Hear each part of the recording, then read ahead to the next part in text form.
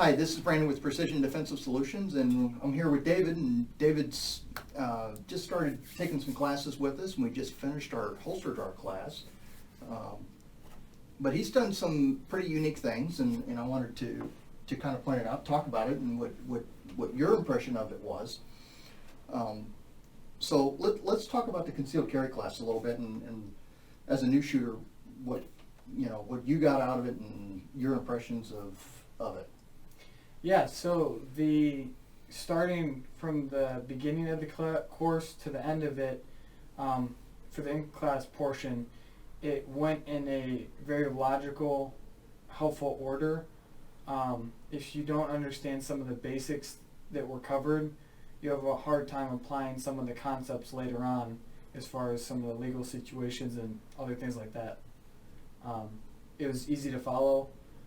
PowerPoints, instruction, and there was enough extra explanation that added a personal touch, but also added depth to what we were talking about. Right. Very helpful. Very good. So you did something that I don't think I've ever seen anybody do straight out of the gate.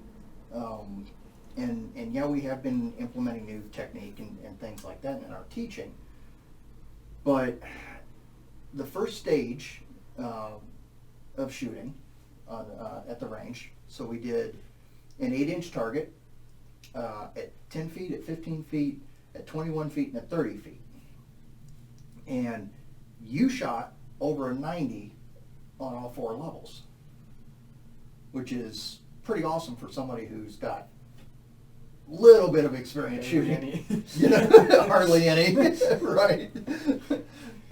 Maybe out in the back 40 with your girlfriend's dad. Yeah. So redneck kind. Yeah. So let's talk about that a little bit.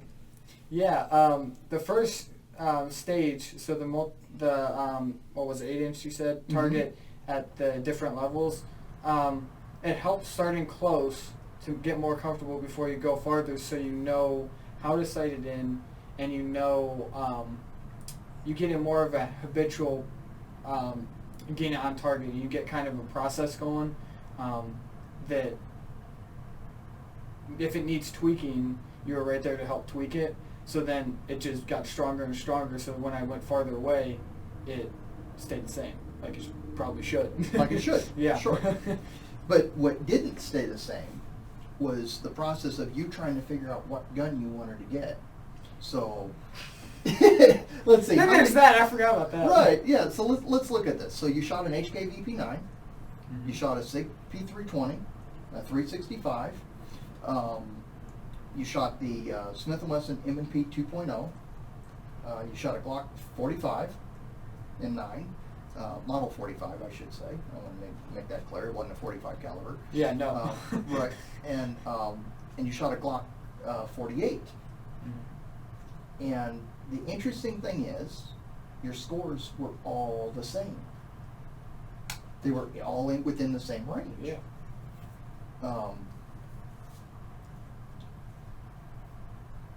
What was your impression doing that to make that happen? As you know, been training martial arts and things, and some of the body awareness habits you get in through that practice are extremely beneficial in any physical habitual practice, because when you get little corrections, you already know and are aware of where your body is and where it needs to be. So you can make that little adjustment no matter if it's a bigger grip, no matter if it's a little bit different sight. The process generally stayed the same. Yeah, and they're all guns designed to shoot. So if you handle them the way they need to be handled, then they lined up pretty well with the same mechanics. Sure, absolutely. Absolutely. So there's some that obviously felt better. There's some that you shot better. And you settled on a P365, which is pretty awesome. Yeah. Great gun for anybody, let alone somebody just starting out. However, the interesting thing is you keep talking about the process. And that's one of the things that we really stress, is that learning process and that growth. And I felt that going through the course. It wasn't rushed, and that process made me as the student, as a new shooter, feel more comfortable, which made me learn better. If I was uncomfortable and rushed through things, I'd be fumbling more. I wouldn't get enough out of the course to be safe and to be consistent with the different firearms. Right. Right. So, and I think you is so David's an exercise science major, so he, on top of the martial arts, you got that with you too. The mechanics. Yeah, the mechanics of it definitely helps. Yeah. Definitely helps. But that learning process, that growth, inching your way up, makes a difference. It really makes a difference. Even if it's more psychological than physical, it does the same thing. Because I noticed, because in the class it was myself and my girlfriend's family doing it, I noticed depending on people's comfort level, they perform differently. Mm-hmm. But the process evened everyone out Right. enough that the process works. Yeah, because everybody shot pretty consistent. Yeah, because no matter there was a person that was nervous, there was a person that was super calm, and there was a person in between, and it ended with all of us passing and shooting consistently well. No matter if it was different distances, different guns, different targets, it didn't seem to matter as much because we focused slower on the fundamentals and built it up, built the foundation and worked with it. That's right, because none of you shot under an 88. Yeah. So, I mean, and Process worked for us. it I think it'll work for a lot of people. Yep. And so let's dig into this process a little bit. So people talk about muscle memory Mhm. and repeatability, and you mentioned repeatability but the habitual action Mhm. in it. So I'm going to kind of put you on the spot a little bit. Okay. Do you know the term myelination? I've heard of it. Okay. Do you know what it means? And in neurological sense, yeah, the sheet that covers the neuron that speeds up the process of transmission, basically. That's exactly Yeah. it. So that is what we do with the process, is build that and kind of myelinate those skills. So it's a no thought action. So And it's a smooth transition from one stage to the next because you're working foundation up. right, and it's something that you really don't even notice. No, and honestly, I didn't notice it until I'm looking back at it, and you say something about it. I'm like, wow, that feels better. It feels smoother. Or, oh, that's why that felt good. Like, Mhm. it makes sense after the fact. But when you're going through it, you're just focusing on what the student's supposed to be focused on. Right, exactly, absolutely. So now let's dig into this holster draw a little bit. So you told me going into this that you wanted to take steps and grow. Mhm.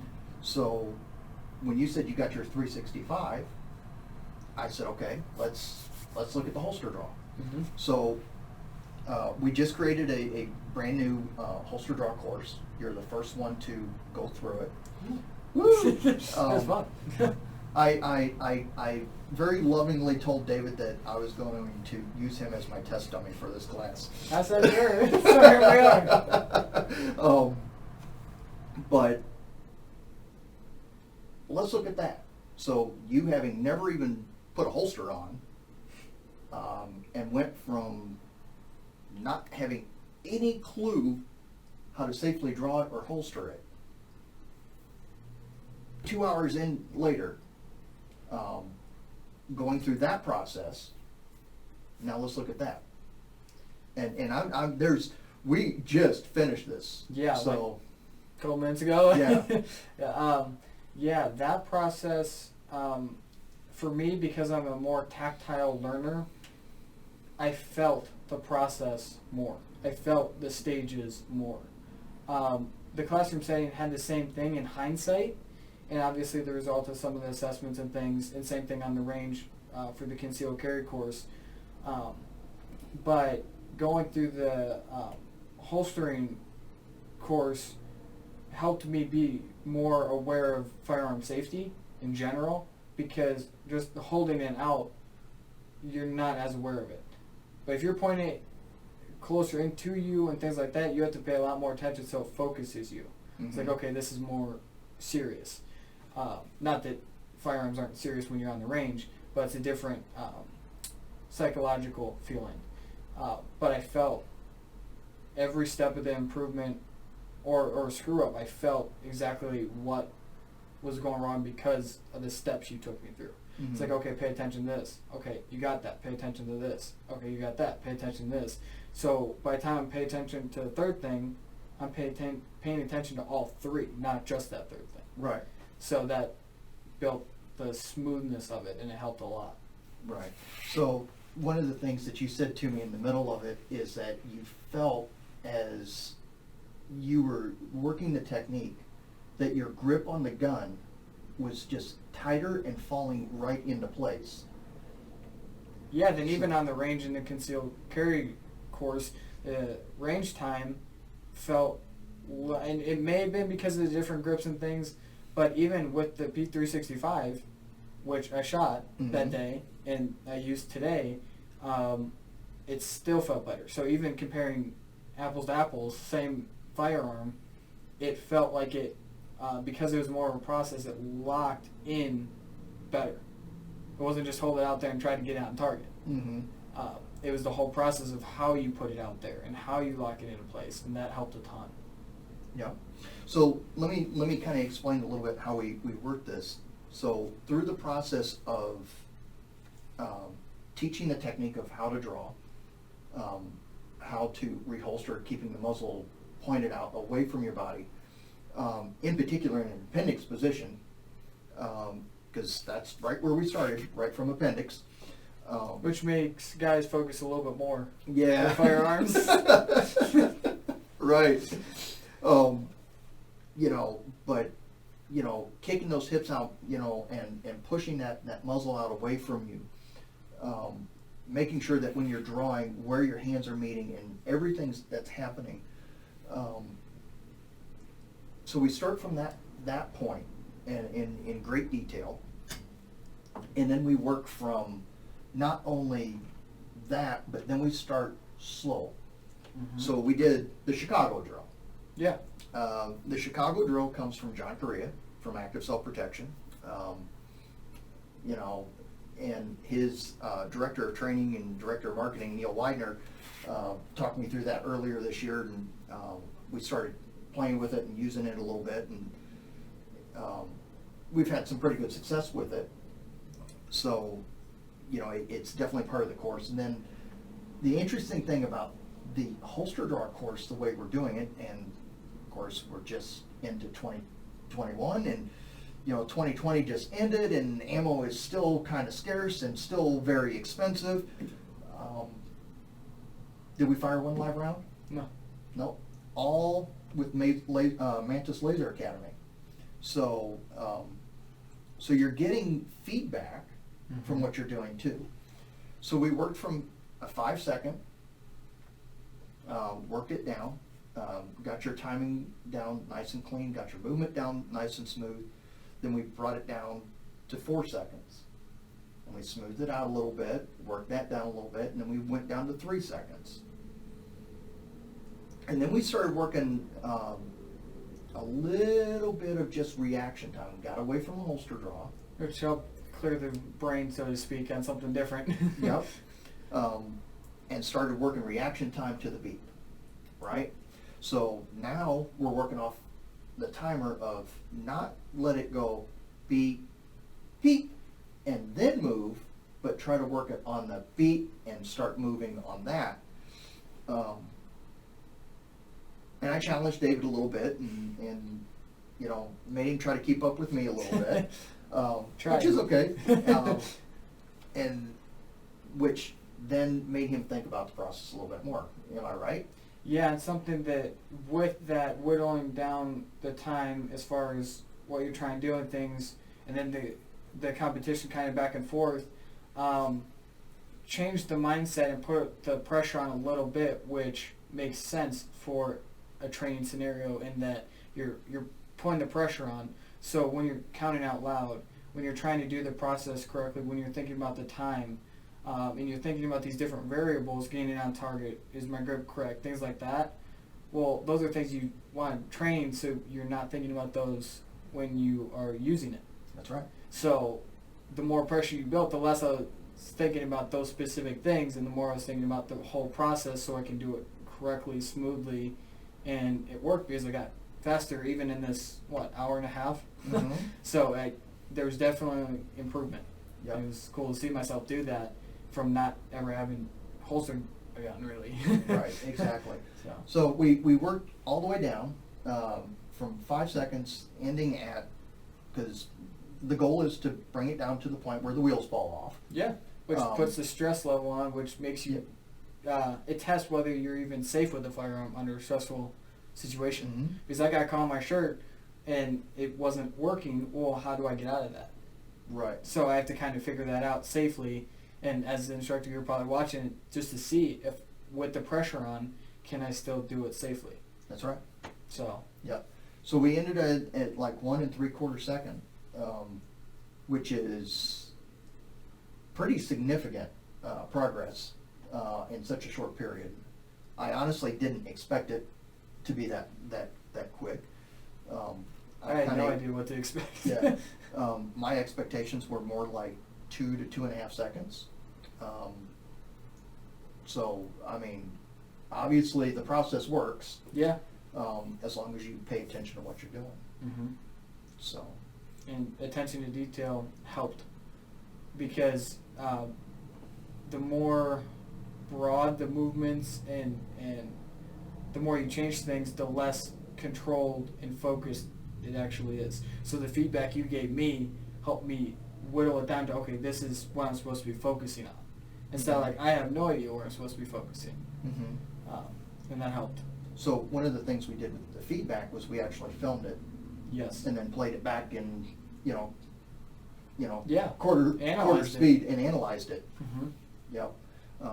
So, and I think that was probably a major factor in being able to, seeing yourself doing it. Yeah, because getting your feedback's one thing, and it helps, but I start thinking automatically back through my head, okay, he's mentioning this little piece. Oh, what did I do exactly there? Well, let's watch it. Let's see exactly what I did during that part. Mm-hmm. Or, oh, this felt a little weird. I don't know why I felt weird. Let's look at it. And that, it was another tool, and it really helped. Yep. That, like you said, I think that helped the most, because now you're getting 3 levels of feedback. You're getting what you're doing, you're getting the instructor's feedback, and then you're getting your own feedback by watching it. Like, again. Yep. Yep. So. Yeah. Yeah, I really appreciate you taking the time to sit down and Yeah, talk of about course. this a little bit. And of course, there's always more Oh, down the yeah. road. But it's good to hear that my thought process on the teaching and how it builds is hearing it from a person, not just from what I'm witnessing, but actually hearing thoughts on it. So Yeah. I really appreciate you sitting down and talking about it. Yeah, of course. And it was cool to go through because, like you said, I have no experience holstering.